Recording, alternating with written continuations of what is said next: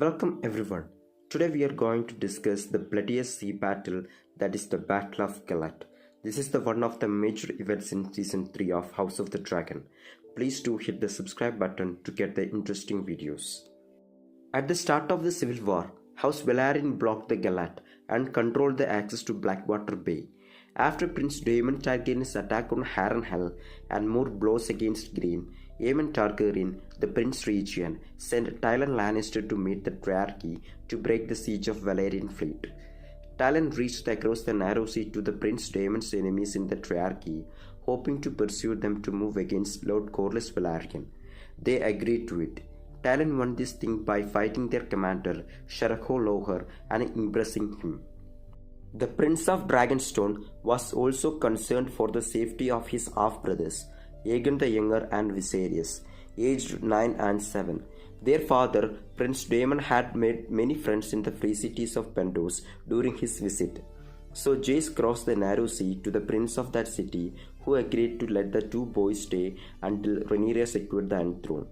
The princess boarded the Go-Gay Abandon with Stormcloud.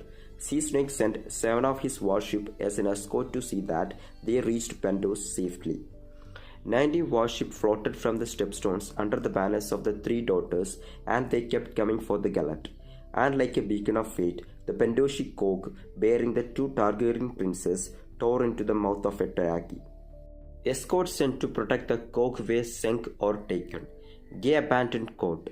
Dragonstone only learned of the events when Prince Aegon arrived with his dragon Stormcloud clinging to his neck. Aegon, only 9 years old, was pale and white with fear. Aegon's dragon Stormcloud was mortally wounded, countless arrowheads lodged in his stomach, and a scorpion bolt through his neck, and he died within hours as hot blood poured black and smoked from the wounds. Aegon's younger brother, Prince Viserys, had no way of escaping the cog. Wise Viserys hides his dragon eggs, wears dirty and stained clothes, and behaves like a normal ship's child. But one of the original ship's boys betrays him, and Tyroshi captain captures him. The Lysan admiral divided his fleet for the attack. One was to enter Gullet from the south of Dragonstone, the other from the north.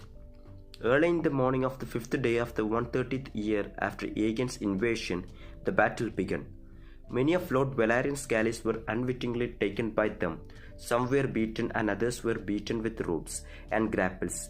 Avoiding Dragonstone, the southern squadron landed on the coast of Driftmark, landed Bernard Spacetown, and sent fireships into the harbour to burn the ships coming to oppose them. At dawn, Spacetown was burning, while Myrishi and Tyroshi's soldiers battered down the doors of the high tide. As Prince Jacaerys swept a line of Lysan galleys with his Womax, he was met by a shower of spears and arrows. The sailors of Triarchy faced the dragon while fighting against the Prince Daemon at the stepstones. They were ready to fight with the dragon flame with the weapons they had. The heroes and commanders had told them to kill the rider and the dragon would depart. One ship caught fire, then another. Still the men of free cities fought. They looked up to the sea, more winged figures surrounding Dragonmount and turning towards them until a scream rang out. It is one thing to face a dragon, another to face 5. As Silverwing, Sheepstealer, Seasmoke and Vermithor descended on them, blue, orange, red and gold-colored fire rained down on them. The Triarchy seemed to lose their nerve. The line of warships was broken. Facing the dragons was more terrifying than they thought. Ship after ship was blown up under or destroyed by flames. Screaming men leaped into a fiery sea. Tall columns of black smoke rose from the water. Many different stories later spread about how and why the Womax fell. Some claimed that a crossbowman put an iron bolt through the eye, but this version seems to be similar to the way Merax met her and long ago at dawn. Another account tells us that a sailor in the Myrish galley throws a grapnel as Womax rushes overboard. One of its prongs struck between two scales and was driven deep by the dragon's own considerable speed, and the sailor curled the end of his chain around the mast, and the weight of the ship and the force of the Womax's wings made a long rustling gash in the dragon's belly. The dragon's fury rang even though the din of battle as far as Spicetown. He went to a violent end. Womax smoking and screaming and clawing at the water. Survivors said he struggled to get up, only to fall headlong into the burning galley. The timber split, the mast fell down, and the dragon got caught in the rigging. When the ship sank, the Vermax also sank with the ship. Yes, Prince Jacaerys clings to a piece of smoldering wreckage and tries to escape. Crossbowmen on nearby Myrish ship fire at Quarrel.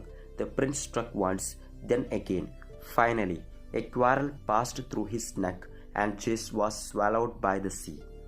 The Battle of Gullet lasted well into the night north and south of Dragonstone and remains one of the bloodiest naval battles in history.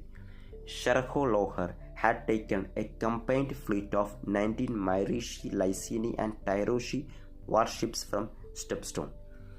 28 ships escaped and came home. Only 3 of those were not crewed by Lysine. Following this, Myrin and Tyrosian widows accused the admiral of sending their ships off to destruction. 2 years later, the 3 cities turned against each other in the Daughters' War, sparking a feud that marked the end of the triarchy. Ultimately, the war was very costly for both sides, and could be considered both tactical victory for the Greens and the strategic win for the Blacks. Although the death of Prince Jacaerys cost the Blacks one of their commanders and the eldest heir to Rhaenyra, the Blacks were able to defeat the Greens' main objective of breaking the hold of the Velaryon fleet on the east coast of the Westeros.